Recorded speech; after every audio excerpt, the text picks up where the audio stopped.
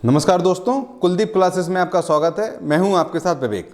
जैसा कि आप सभी जानते हैं, हम एमपीपीएससी के पेपर 2 के अंतर्गत जो यूनिट 4 है भारत के राजनीतिक विचारक, उसको हम डिस्कस कर रहे हैं। उसी क्रम में हमने कौटिल्य जी को डिस्कस किया, महात्मा गांधी जी को डिस्कस किया और जवाहरलाल नेहरू जी के ऊपर एक क्लास कंप्लीट हो चुकी है।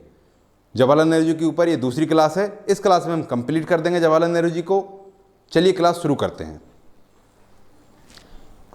हमने जवाहरलाल नेहरू जी के स्वतंत्रता, समानता, लोकतंत्र, राज्य, धर्म इत्यादि संबंधी विचारों को जाना, जो कि क्लास 1 में हम जान चुके हैं। अब आते हैं हम नेहरू जी के जो समाजवादी विचार, जो नेहरू जी के द्वारा समाजवाद को अपनाया गया, उस विचार को डिस्कस करते हैं। तो इस विचार का आधार क्या है?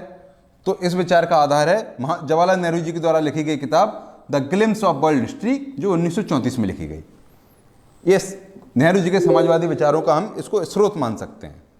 जवाहरलाल नेहरू जी क्या कहते हैं कि समाजवाद मनुष्य को आर्थिक और सांस्कृतिक दासता के बंधनों से मुक्त करेगा।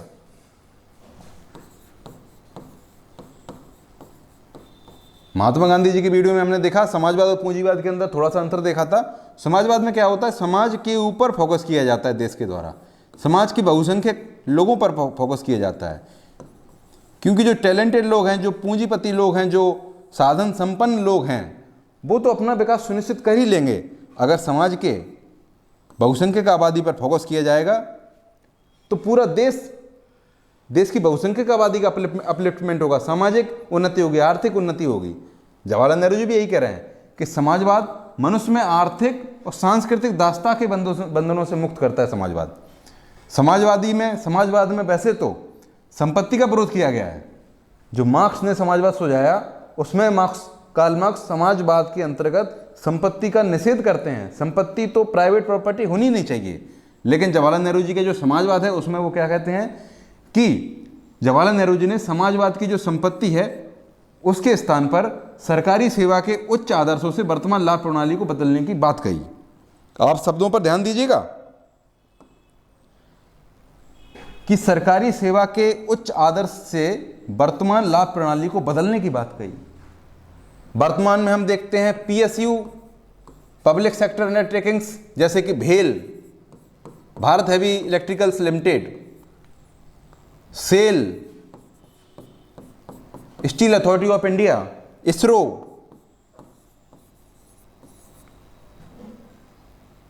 ये सभी कॉरपोरेशंस के तौर पर काम करती हैं। और ये क्या कर रही हैं? सरकारी सेवा के उच्च आदर्श।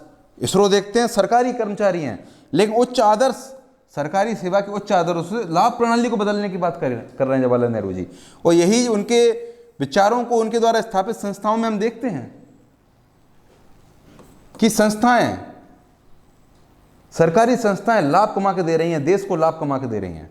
जवाहरलाल नेहरू जी भी यही कह रहे हैं कि समाजवाद में संपत्ति का विरोध है, लेकिन जवाहरलाल नेहरू जी नहीं करते। जवाहरलाल नेहरू जी कहते हैं कि सरकारी सेवा के उच्च आदर्शों से हम जो वर्तमान में लाभ प्रणाली है उसको बदल देंगे, बदलने की बात करते हैं जवाहरलाल नेहरू जी। मार्क्स और साम्यवाद के उनके प्रति दृष्टिकोण को जाने तो वो समाजवाद का समर्थन करते हैं। मार्क्स से कुछ विचारों में सहमत है, समाजवाद का समर्थन करते हैं। इतिहास के प्रति वैज्ञानिक दृष्टिकोण को बढ़ावा देने की बात करते हैं। जवाहरलाल नेहरू जी कहते हैं कि जो इतिहास है उसको हमको वैज्ञानिक दृष्टि से देखना चाहिए, उसको हमको वैज्ञानिक दृष्टि से देखना चाहिए, क्योंकि अगर हम इस वैज्ञानिक दृष्टि के अलावा और किसी दृष्टि से देखेंगे, जैसे सांप्रदायिक दृष्टि से, तो हम आधा अधूरा इतिहास देख रहे होंगे। इतिहास के अंतर्गत तमाम विवाद के बिंदु हैं, उन सभी विवाद के बिंदुओं को जवाहरलाल नेहरू जी वैज्ञानिक दृष्टिकोण, उन सभी का रामबाण ब्रह्मास्त्र समाधान बताते हैं, वैज्ञानिक दृष्टिकोण। जवाहरलाल नेहरू जी का जो समाजवाद है वो सामाजिक और आर्थिक समस्याओं के प्रति यथार्थपरक दृष्टिकोण रखता है। सामाजिक और आर्थिक समस्याओं के प्रति यथार्थपरक, व्यवहारात्मक, बिहेवियरल, प्रैक्टिकल अप्रोच रखता है। जवाहरलाल नेहरू जी कहते हैं कि समाजवादी पैटर्न को अपनाए के बिना कोई भी लोकतंत्र सफल नहीं हो सकता। आप ध्यान दीजिएगा कि समाजवादी पैटर्न को अपनाए बिना कोई भी लोकतंत्र सफल नहीं हो सकता। अमेरिका, यूएसए, जो कि एक पूंजीवादी प्रणाली को फॉलो करता है, यूएसए एक पूंजीवादी प्रणाली का आदर्श देश है, और वहां हम क्या देखते हैं? Obama care, Obama care free care सुविधा, फ्री चिकित्सीय सुविधा। पूंजीवादी देश में ओबामा केयर। जवाहरलाल नेहरू जी भी यही कह रहे हैं कि समाजवादी पैटर्न को अपनाए बिना कोई भी लोकतंत्र सफल हो ही नहीं सकता। समाज में असमानता है, उसके प्रति यथार्थपरक दृष्टिकोण, आर्थिक समस्याओं के प्रति, सामाजिक समस्याओं के प्रति यथार्थपरक दृष्टिकोण की बात रखने की बात कही जवाहरलाल नेहरू जी ने। मतलब समाज में असमानता है, समाज के अंदर लोग गरीब हैं, ये स्वीकार करना चाहिए, फिर समाजवादी पैटर्न को अपनाना चाहिए ताकि लोकतंत्र को सफल बनाया जा सके। एक पूंजीवादी देश भी समाजवादी मूल्यों को अपना रहा है और जवाहरलाल नेहरू जी ने 70 साल पहले इन सभी विचारों की वकालत की। ये मार्क्सवादी और समाजवाद के प्रति दृष्टिकोण के बिंदु हैं। हम अगर क्वेश्चन आता है समाजवादी विचार, ये सभी बिंदुओं को लिखेंगे। जवाहरलाल नेहरू जी क्या कहते हैं कि समाजवाद का मतलब उत्पादन के उपायों का राज्य द्वारा नियंत्रण नहीं है। समाजवाद का मतलब उत्पादन के उपायों का राज्य द्वारा नियंत्रण है। सॉरी, मैं गलत बोल गया, नहीं गलत बोल दिया। समाजवाद का मतलब उत्पादन के उपायों का। उत्पादन के उपाय कौन कौन से हैं? हैवी इंडस्ट्रीज,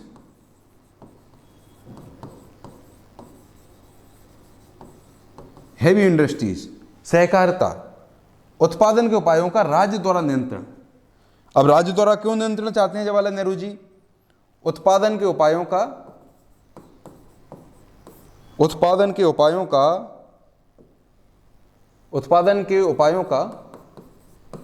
जितने भी उत्पादन के साधन हैं उनका राज्य द्वारा नियंत्रण की जवाहरलाल नेहरू जी ने बात क्यों की? क्योंकि मैं बताता हूं, क्योंकि गरीबी को समाप्त करके विपुल रोजगार पैदा किए सकें। विपुल बोले तो बड़ी संख्या में, बड़ी तादाद में। उत्पादन के उपायों के ऊपर सरकारी नियंत्रण स्थापित होगा तो सरकार बड़े स्तर पर रोजगार पैदा करेगी, जिससे गरीबी को समाप्त किया जा सकेगा।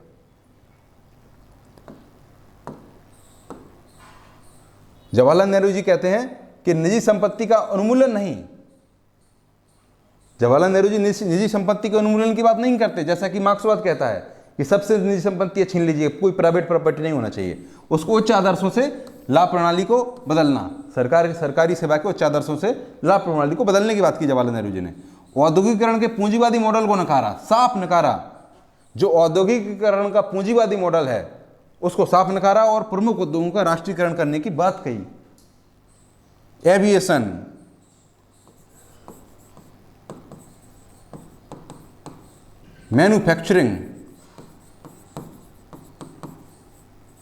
मैन्युफैक्चरिंग जैसे कि देखें एयरक्राफ्ट्स की मैन्युफैक्चरिंग।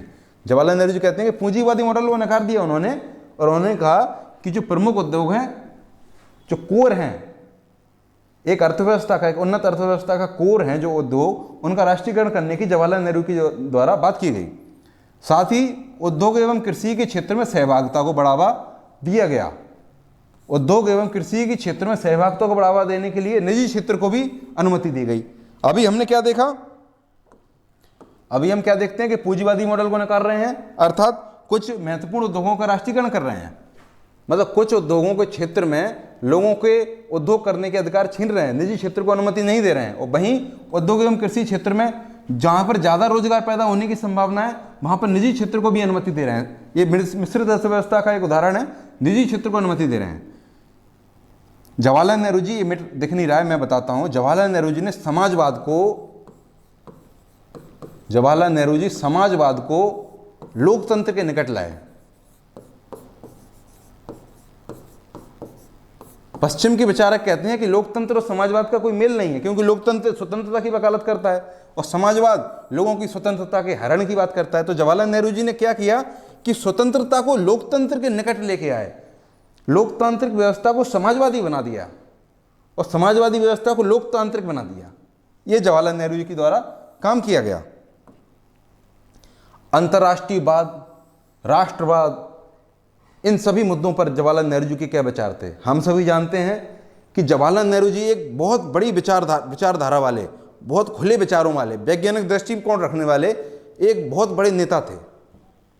अंतर्राष्ट्रवाद और राष्ट्रवाद के संबंध में भी उन्हीं की यही विचार रहे। उनकी एक स्टेटमेंट को पढ़ते हैं, एग्जैक्ट जो उन्होंने स्टेटमेंट दिया। तो जवाहरलाल नेहरू जी क्या बोल रहे हैं कि मेरी राष्ट्रीयता अंतर्राष्ट्रीय पर आधारित है। माई नेशनलिज्म, ये ट्रांसलेशन गलत हुआ है, my nationalism is based on internationalism. मेरी राष्ट्रीयता अंतर्राष्ट्रीय पर आधारित है और आधुनिक विश्व विज्ञान और व्यापार के यातायात के साधनों के कारण अंतर्राष्ट्रीयवाद की नींव पर खड़ा है। हम ग्लोबलाइजेशन देखते हैं वर्तमान में,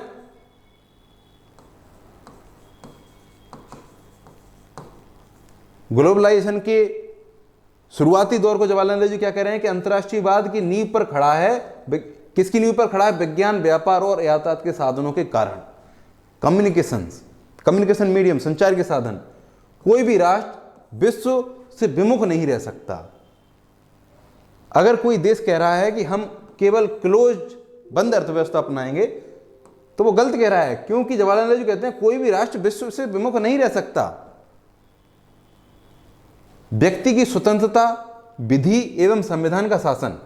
जवाहरलाल नेहरू जी ने व्यक्ति की स्वतंत्रता, विधि और संविधान के शासन को राष्ट्रवाद का मूल आधार बताया कि ये मूल आधार होने चाहिए। व्यक्ति की स्वतंत्रता, विधि का शासन अर्थात कानून का शासन और संविधान का शासन, ये राष्ट्रवाद का मूल आधार होना चाहिए। विदेश नीति के संबंध में भी जो गुटनिरपेक्षता के उद्देश्य थे, गुटनिरपेक्षता की नीति अपनाई गई, तो जवाहरलाल नेहरू जी ने गुटनिरपेक्षता की जो नीति अपनाई वो उनके उद्देश्यों में राष्ट्रवादिता ही है। गुटनिरपेक्षता अर्थात हम किसी के गुट में शामिल नहीं होंगे। एक तरफ था यूएसए, कोल्ड वार के दौर में यूएसए, और एक तरफ था यूएसएसआर। लोकतंत्र, कम लोकतंत्र, पूंजीवादी, समाजवादी। तो जवाहरलाल नेहरू जी ने कहा कि हम गुटनिरपेक्ष रहेंगे। उनके विचारों में यही राष्ट्रवादिता थी कि हम गुटनिरपेक्ष रहेंगे, हम स्वतंत्र रहेंगे, अपना स्टैंड, अपने विचार स्वतंत्र रूप से रखेंगे दुनिया के समक्ष। जवाहरलाल नेहरू जी संकीर्ण राष्ट्रवाद का आलोचना करते हैं। संकीर्ण राष्ट्रवाद को डिस्कस करें तो एक कॉन्सेप्ट आता है जिंगोइज्म। मैं लिखता हूं, जब संकीर्ण राष्ट्रवाद को हम डिस्कस करते हैं तो एक टर्म आता है जिंगोइज्म।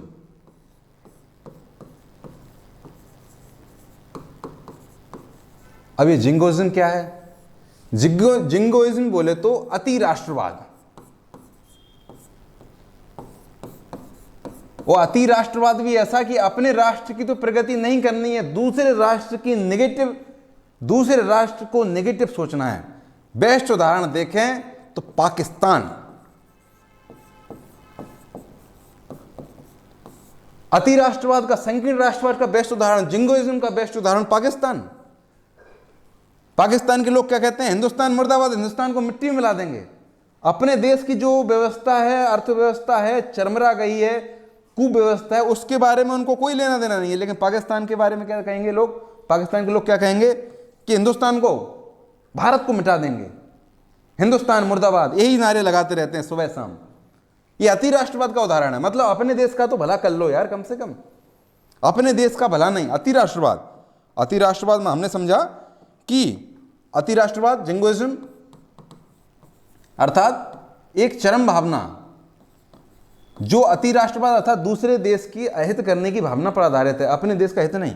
इसी को जवाहरलाल नेहरू जी संकीर्ण राष्ट्रवाद की संज्ञा देते हैं उस समय 70 साल पहले, क्योंकि जवाहरलाल नेहरू जी कहते हैं कि संकीर्ण राष्ट्रवाद साम्राज्यवाद की ओर ले जाता है। संकीर्ण राष्ट्रवाद, चीन का उदाहरण देखें।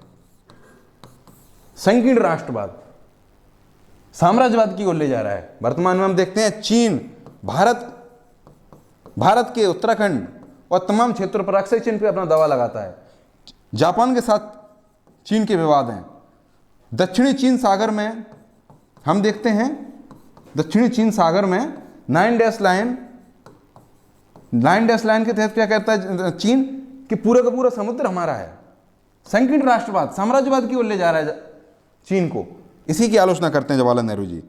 जवाहरलाल नेहरू जी कहते हैं कि संकीर्ण राष्ट्रवाद साम्राज्यवाद की ओर ले जाता है, जिसकी उन्होंने निंदा की। जवाहरलाल नेहरू जी कहते हैं कि राष्ट्रों को राष्ट्रवाद और अंतर्राष्ट्रीयवाद के बीच पर्याप्त संतुलन रखना चाहिए। एक और है राष्ट्रवाद,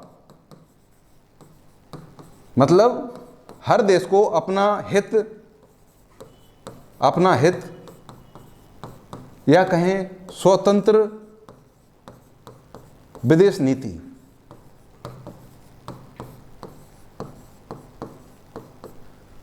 हर देश को अपना राष्ट्रवाद अर्थात अपना देश का हित चाहना चाहिए, अपने देश की स्वतंत्र विदेश नीति रखना चाहिए, लेकिन अंतर्राष्ट्रीयवाद दूसरे देश का भी पर्याप्त ध्यान रखना चाहिए, उनके बीच पर्याप्त संतुलन होना चाहिए।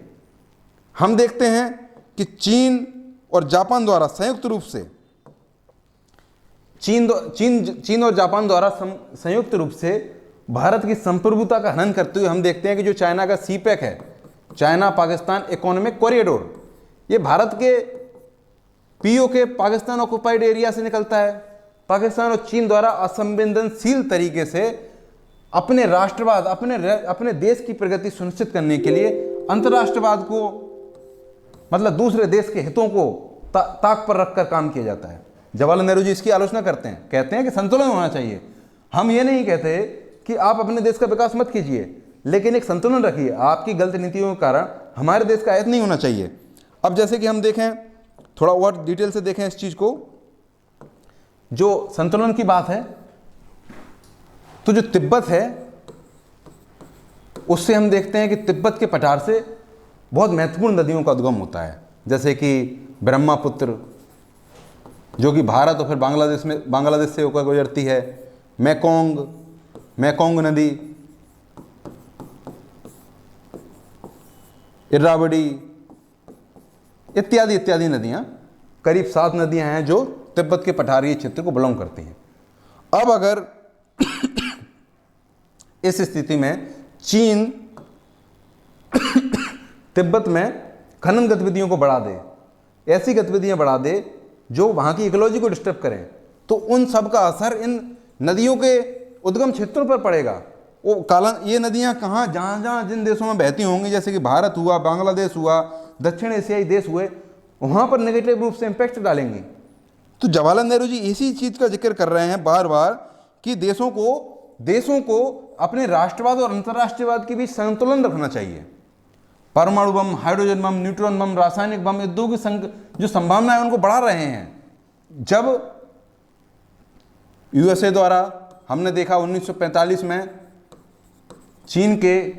जापान के हिरोशिमा और नागासाकी पर बम गिराया गया, एटम बम गिराया गया, उस दौर में जब हाइड्रोजन बम, न्यूट्रॉन बम, रासायनिक बमों के संभावना युद्धों की बढ़ रही थी, उस समय जवाहरलाल नेहरू क्या विचार दे रहे हैं? विश्व शांति, निशस्त्रीकरण, पंचशील और संयुक्त राष्ट्र के आदर्शों को बढ़ावा दे रहे हैं। विश्व शांति, ग्लोबल पीस, निशस्त्रीकरण। हम देखते हैं कालांतर में यूएसए और रसिया के बीच जो ट्रीटी हुई उसको क्या कहेंगे, एक ट्रीटी साइन हुई थी जो कि निशस्त्रीकरण को बढ़ावा देती थी। मैं अभी रिकॉल नहीं कर पा रहा हूं। पंचशील का समझौता अपनाया गया जवाहरलाल नेहरू जी के द्वारा। जो 2 शक्तिशाली देश हैं उनके बीच शांति की नीति। तुम हमारी संप्रभुता का सम्मान करो, हम आपकी संप्रभुता का सम्मान करेंगे। संयुक्त राष्ट्र के आदर्शों को बढ़ावा दिया जवाहरलाल नेहरू जी ने। ये जवाहरलाल नेहरू जी के विचारों में अंतर्राष्ट्रीयवाद और राष्ट्रवाद था। जवाहरलाल नेहरू जी के विचारों में जो इन सब बिंदुओं को हमने डिस्कस किया। अब आते हैं जवाहरलाल नेहरू जी के शांतिपूर्ण सह अस्तित्व के जो पंचशील के सिद्धांत हैं।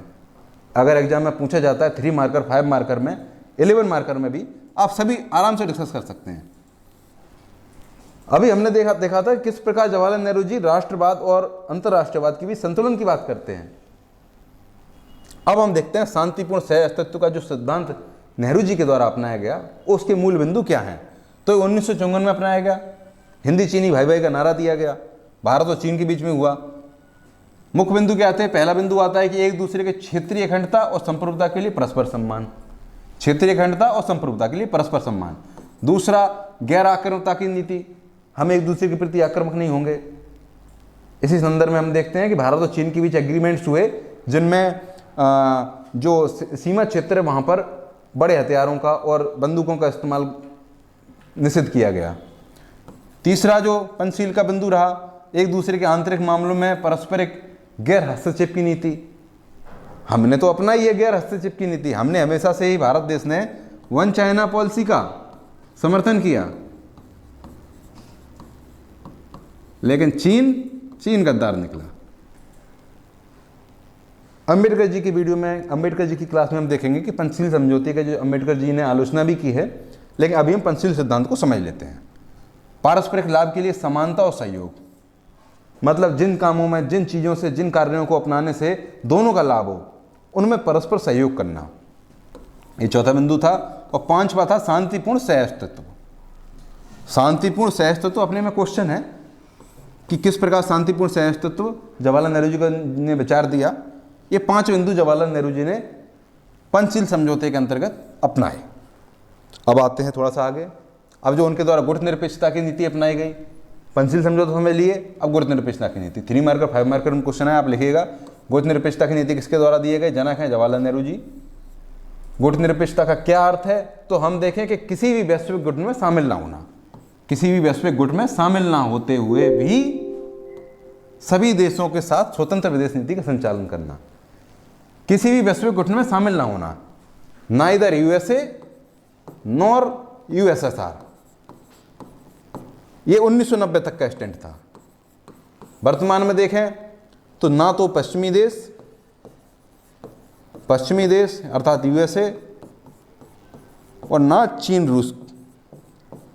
वर्तमान संदर्भ में ये 2 गुट उभर कर आ रहे हैं, एक तरफ पश्चिमी देश हैं, एक तरफ चीन और रूस है। तो भारत की अभी भी वही नीति है कि हम किसी भी गुट में शामिल नहीं होंगे और स्वतंत्र विदेश नीति का संचालन करेंगे। इस संबंध में आप बड़े गौर से देखेंगे तो पाकिस्तान के जो भूतपूर्व प्रधानमंत्री हैं इमरान खान,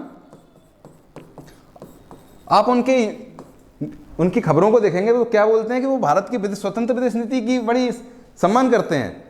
अपने एक समारोह में तो उन्होंने भारत के जो विदेश मंत्री हैं एस जयशंकर जी, उनकी वीडियो को भी चला के दिखाया अपने लोगों को। पाकिस्तान का प्रधानमंत्री अपने लोगों को भारत के विदेश मंत्री का वीडियो चला के दिखाता है कि आप ये देखिए कि किस प्रकार भारत स्वतंत्र विदेश नीति का संचालन कर रहा है। इमरान खान कहता है कि भारत रूस से भी संबंध बनाए हुए है, रूस से भी तेल खरीद रहा है और अमेरिका से भी संबंध है। मतलब जो हमारी विरासत रही गुटनिरपेक्षता की, वो आज कितना फल दे रही है कि हमारे दुश्मन, घोर दुश्मन पाकिस्तान देश और हमारे देश का घोर प्रतिद्वंद्वी इमरान खान, वो भी हमारी स्वतंत्र विदेश नीति का सम्मान कर रहा है। अपने देश के लोगों को कह रहा है कि ये देखिए हम कहाँ रह गए और वो कहाँ निकल गए। गुटनिरपेक्षता की नीति में संवैधानिक उपबंध क्या है जो गुटनिरपेक्षता की नीति को कानूनी दायरा प्रदान करता है? तो आर्टिकल अनुच्छेद 51, जिसके अंतर्गत अंतर्राष्ट्रीय शांति और सुरक्षा हेतु राज्य को निर्देश दिए गए हैं। ये गुटनिरपेक्षता के विचार हुए जवाहरलाल नेहरू जी के। अब आते हैं कि जवाहरलाल नेहरू जी और गांधी जी को हम डिस्कस कर चुके हैं। साधन साध्य संबंध, किस प्रकार गांधी जी ने साधन की पवित्रता पर, उन्होंने साधन साध्य संबंध में साधन की पवित्रता पर भी बल दिया। उन्होंने कहा कि केवल साध्य पवित्र नहीं होना चाहिए, साधन भी पवित्र होना बहुत जरूरी है। इसी संबंध में उन्होंने अहिंसा के विचार दिए, सत्याग्रह के विचार दिए, इत्यादि इत्यादि। अब आते हैं गांधी जी और जवाहरलाल नेहरू जी के ऊपर तुलना के देखें तो दोनों के साध्य समान हैं। महात्मा गांधी जी, जवाहरलाल नेहरू जी, दोनों का साध्य समान है। एक लोकतांत्रिक आधुनिक राष्ट्र की स्थापना करना, एक लोकतांत्रिक आधुनिक राष्ट्र की स्थापना करना जिसमें गरीबी ना हो, समानता हो, बंधुत्व हो।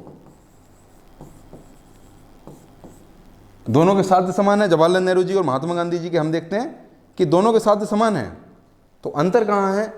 अंतर है तो उनके मीन्स अर्थात साधनों में। अब इन साधनों के रूप में जो अंतर है उनको हम देखते हैं। तो गांधी जी क्या कहते हैं, इसको उल्टा कर दें, इस तरफ गांधी जी हैं, गांधी जी और नेहरू जी। अब दोनों के विचारों को जानते हैं। गांधी जी का साधन क्या है? देश निर्माण का, नैतिकता को बढ़ावा देने का, आध्यात्मवाद, स्पिरिचुअलिज्म। वहीं जवाहरलाल नेहरू जी क्या कह रहे हैं? साइंस, वैज्ञानिक दृष्टिकोण।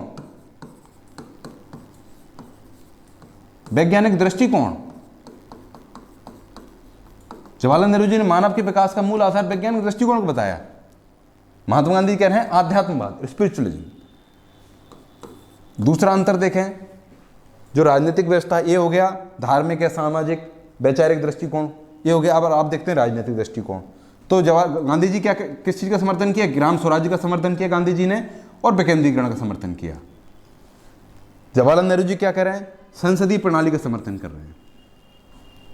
गांधी जी को हमने देखा कि उन्होंने संसदीय प्रणाली को किस प्रकार एक बांझ और वेश्या की संज्ञा दी थी, और जवाहरलाल नेहरू जी क्या कर रहे हैं? संसदीय प्रणाली का ही समर्थन कर रहे हैं। क्यों कर रहे हैं?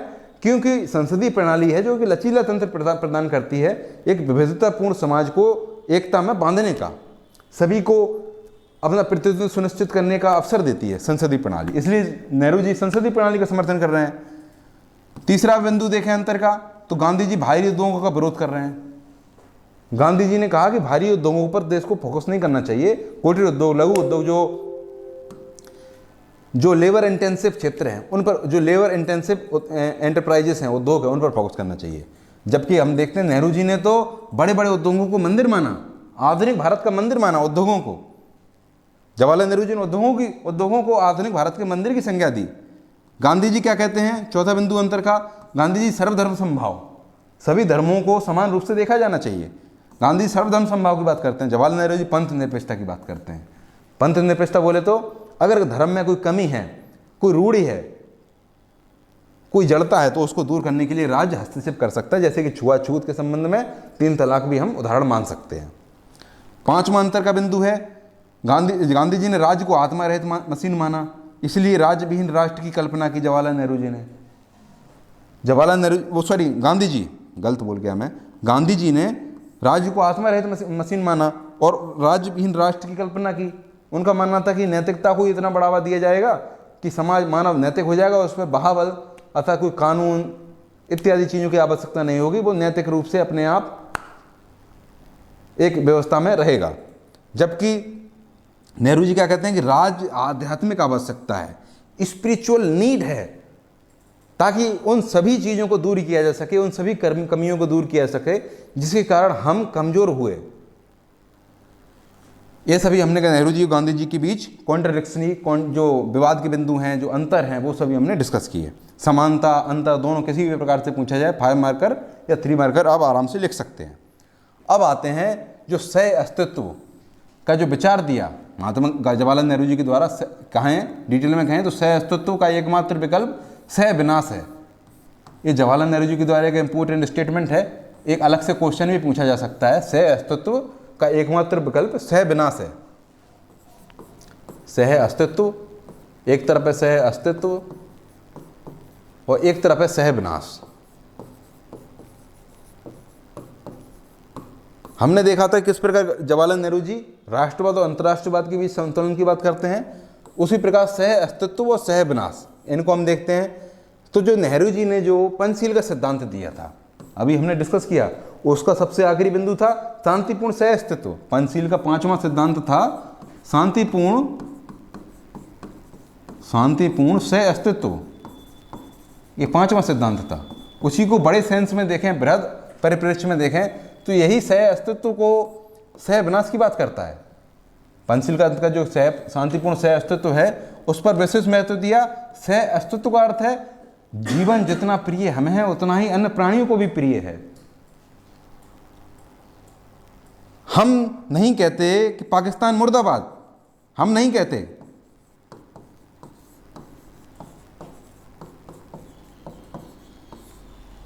हम भारतीय नहीं कहते दिन रात जागते सोते कि पाकिस्तान मुर्दाबाद। बहुत रेयर ही होगा कोई जो कह रहा होगा, लेकिन पाकिस्तान में क्या देखते हैं? भारत मुर्दाबाद।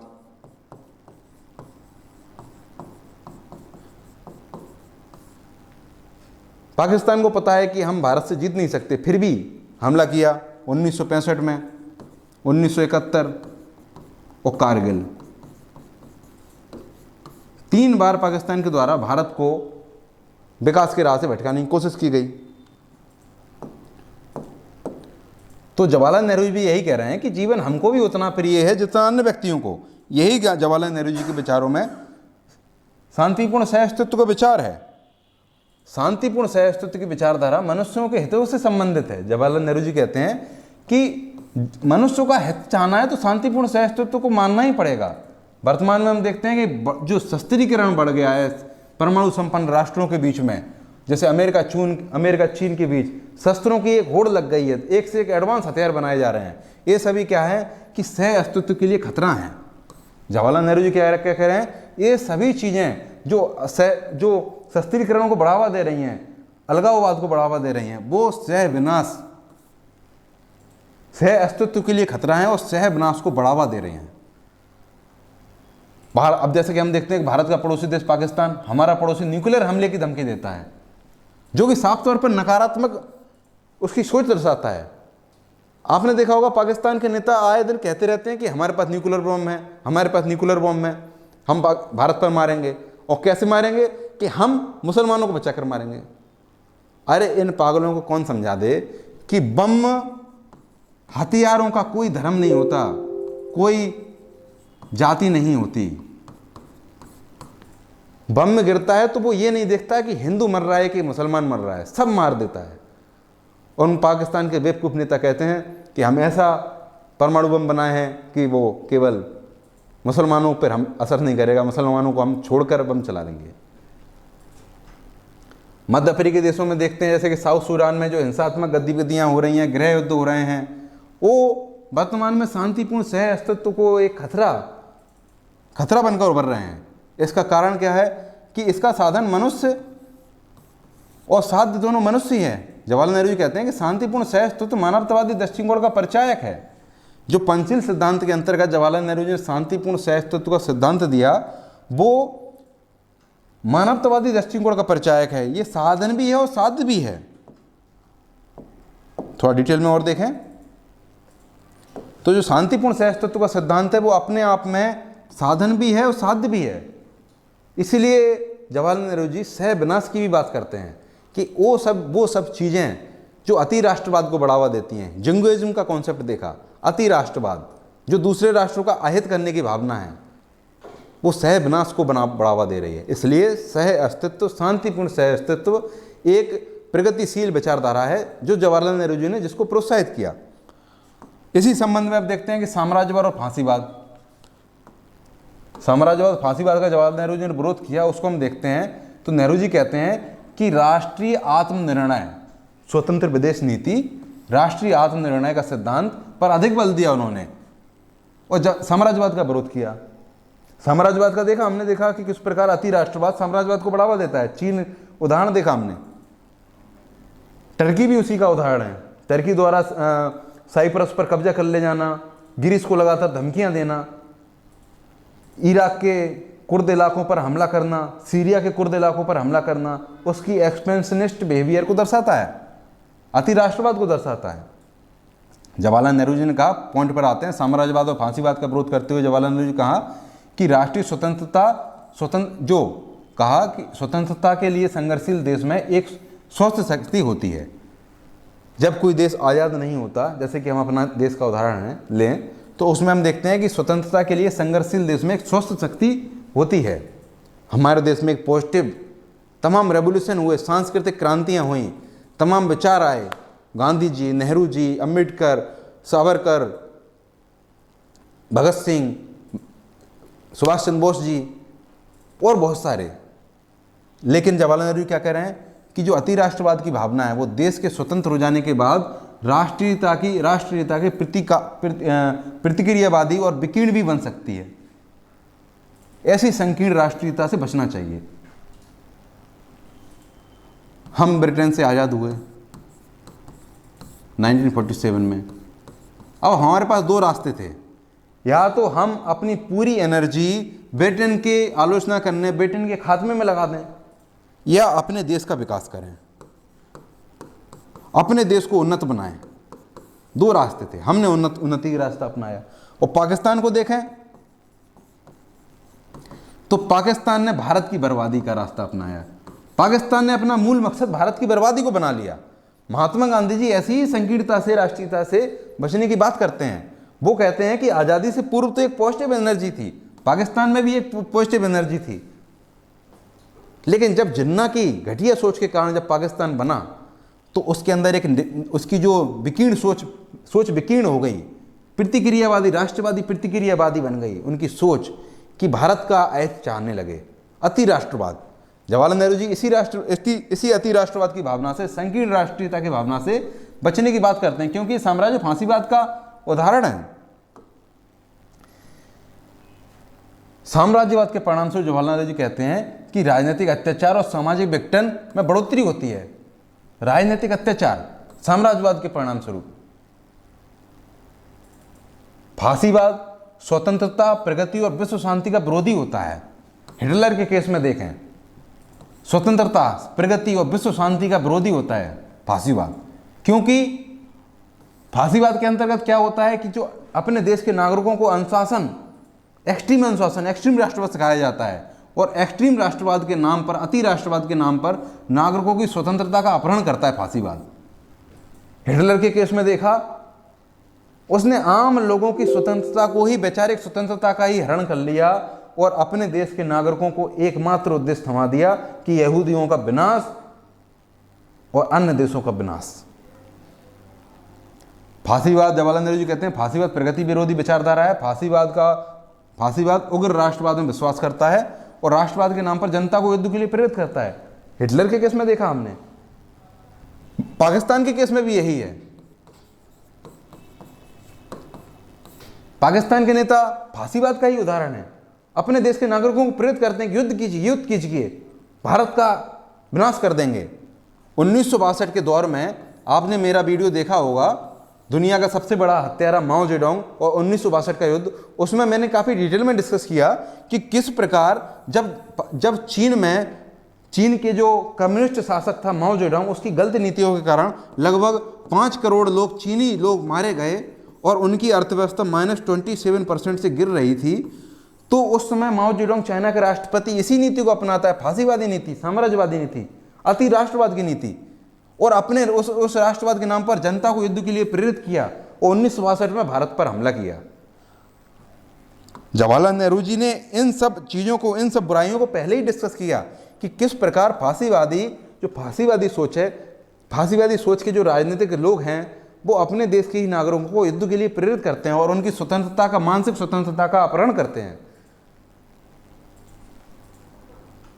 फांसीवाद लोकतंत्र विरोधी है। पर लोकतंत्र जो लोग, जैसे कि हम पाकिस्तान का ही उदाहरण ले लें, तो पाकिस्तान में इमरान खान बेस्ट उदाहरण होता है। इमरान खान जो फांसीवादी सोच को फॉलो कर रहा था।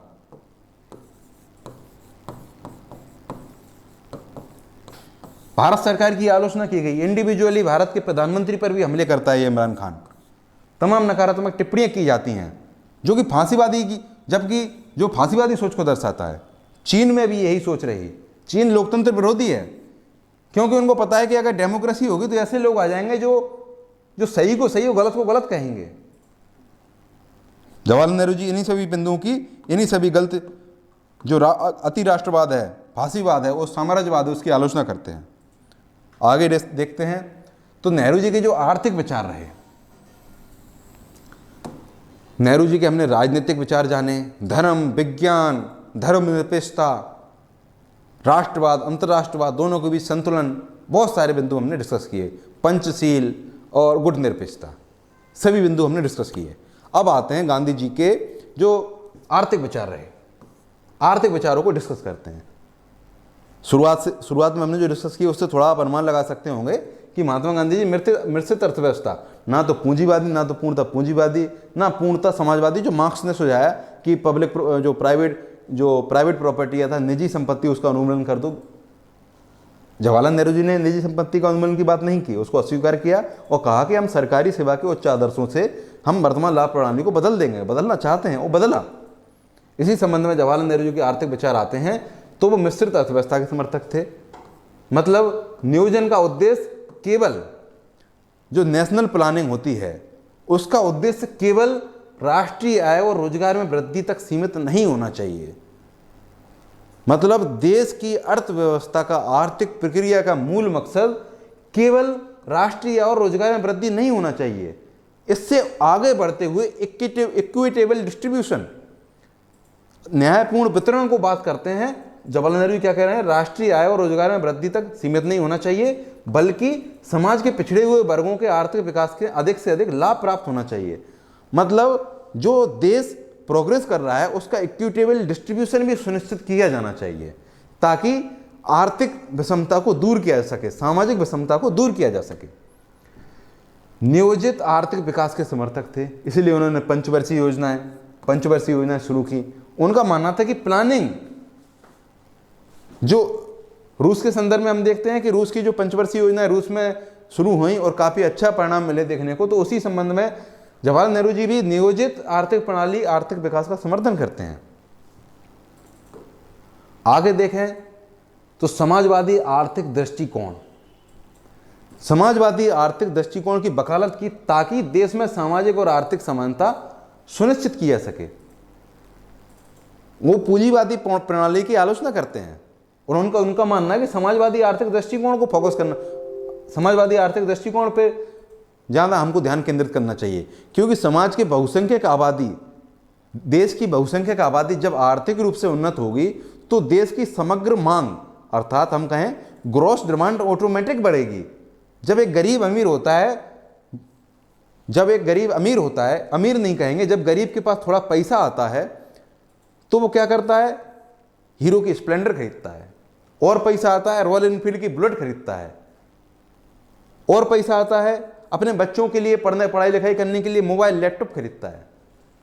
जवाहरलाल नेहरू भी यही कह रहे हैं कि जब समाजवादी आर्थिक पैटर्न को अपनाया जाएगा, लोगों जो निचले, जो बॉटम के लोग हैं, जो निचले स्तर पर लोग हैं, जो बहुसंख्यक आबादी है, सभी के पास आर्थिक उन्नति होगी, सामाजिक उन्नति होगी, तो अपने आप देश उन्नत होगा, क्योंकि डिमांड बढ़ेगी और डिमांड की पूर्ति के लिए ऑटोमेटिक इकोनॉमिक्स का सिंपल सा नियम है, डिमांड बढ़ेगी तो सप्लाई बढ़ेगी। सप्लाई कौन करेंगे? देश के पूंजीपति लोग। महात्मा गांधी के विचारों में हमने जाना था कि उन्होंने किस प्रकार पूंजीपति वर्ग का को हटाने की जो लोगों की गलत सोच है, प्रोलेटेरिएट सोच है, उसका गांधी जी ने भी विरोध किया। जवाहरलाल नेहरू जी भी यही कह रहे हैं। विज्ञान और प्रौद्योगिकी के विकास पर अधिक बल दिया जवाहरलाल नेहरू जी के द्वारा, ताकि उन्नत तकनीकों की खोज हो सके। उन्नत तकनीकों की खोज, उन्नत तकनीकें क्या होती हैं? जैसे कि हम जानते हैं कि इलेक्ट्रॉनिक्स के क्षेत्र में भारत अभी भी पिछड़ा हुआ है, जिसमें कि खासकर देखें तो सेमीकंडक्टर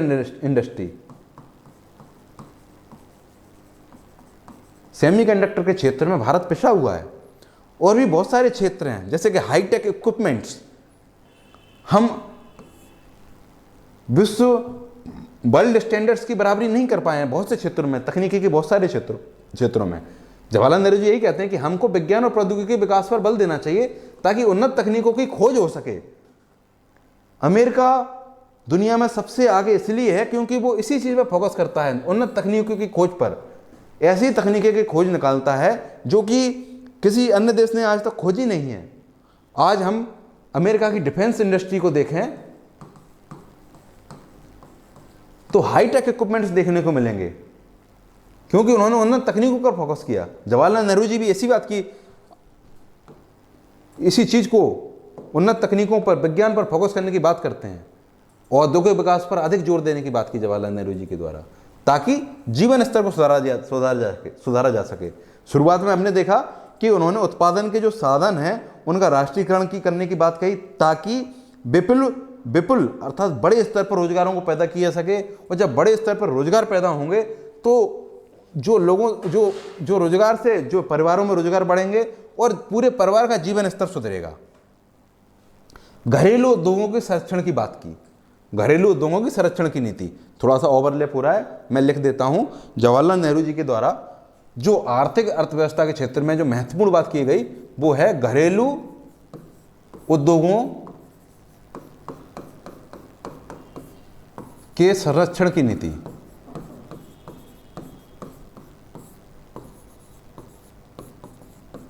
जैसा कि हम सभी जानते हैं, जब बात भारत के औपनिवेशिक शोषण की आती है, अर्थात अंग्रेजों द्वारा आर्थिक लूट की आती है, तब हम पाते हैं कि जो अंग्रेजों ने भारत में लूट मचाई उसको इतिहासकार उत्सा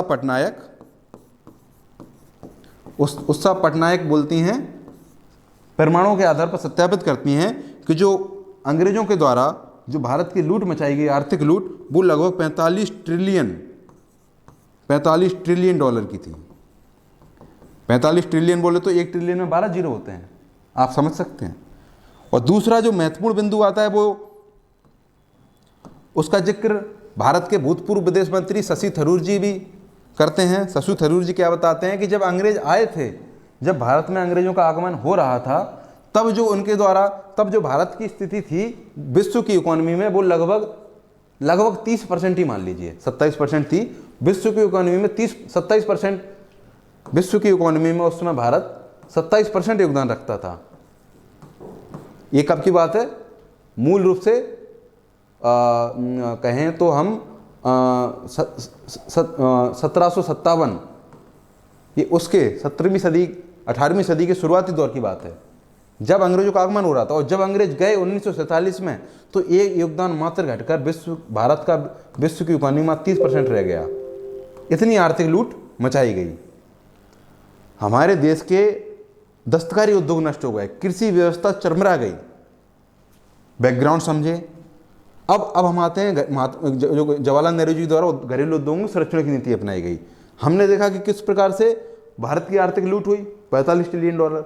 भारत की जो देखें तो जो वर्ल्ड जीडीपी में, विश्व की जीडीपी में योगदान था, वो किस प्रकार घटा, 27 से हम 3% पर आकर गिरे। और इसी दौरान अंग्रेजों के कुशासन के कारण 1857 से लेकर 1901 तक, मैं नहीं कह रहा, ये विलियम डिग्बी, एक अंग्रेजी लेखक ही था विलियम डिग्बी, ये क्या कहता है कि भारत जो अंग्रेजों की गलत नीतियों के कारण भारत में लगभग 2.8 करोड़ लोग मारे गए। 1943 में एक और अकाल पड़ता है बंगाल में, जिसमें 25 लाख लोग मारे जाते हैं। मोटे तौर पर देख लें तो लगभग 3 करोड़ लोग मारा गया। 3 करोड़ लोग क्यों मारे गए? अंग्रेजों की गलत नीतियों के कारण। भारत की अर्थव्यवस्था का ह्रास हुआ, हमारे उद्योग, दस्तकारी उद्योग नष्ट हो गए, मैन्युफैक्चरिंग इंडस्ट्री तबाह हो गई। अब आते हैं, इस चीज को जोड़कर देखते हैं जवाहरलाल नेहरू जी की घरेलू उद्योगों के संरक्षण की नीति से। संरक्षण देना आप समझ सकते हैं कितना जरूरी है। अगर हम अपने घरेलू उद्योगों को संरक्षण नहीं देते तो हम विदेशी उद्योगों से किस प्रकार कंपटीशन कर पाते। इसी वजह से देश की आज़ादी के शुरुआती दौर में राष्ट्रीयकरण की प्रक्रिया अपनाई गई, विदेशों से आयात को प्रतिबंधित किया गया। कुछ विचारक इस चीज़ की आलोचना करते हैं, लेकिन आप समझ के देखिए कि जरूरी था, घरेलू उद्योगों की संरक्षण की नीति जरूरी थी, ताकि हम अपने घरेलू उद्योगों को इतना कॉम्पिटेबल तो बना सकें कि वो विदेशी उद्योगों से कंपटीशन दे सकें। हमने जवाहरलाल नेहरू जी को काफ़ी डिटेल में डिस्कस किया। पहली क्लास में हमने उनके धार्मिक विचार, राजनीतिक विचारों को जाना, और आज दूसरी क्लास में जो आज की क्लास रही उसमें जवाहरलाल नेहरू जी को हमने कम्प्लीटली डिस्कस किया, गांधी जी के साथ तुलना भी की, उनके आर्थिक विचार भी जाने। जवाहरलाल नेहरू जी कंप्लीट डिस्कस हो चुके हैं। आज की क्लास में इतना ही। अगर आपको हमारी क्लास अच्छी लगी तो हमारे क्लास को लाइक करें, हमारे यूट्यूब चैनल कुलदीप क्लासेस को सब्सक्राइब करें और कमेंट करना ना भूलें। चलिए अगली क्लास में मिलते हैं। आज की क्लास में इतना ही। नमस्कार।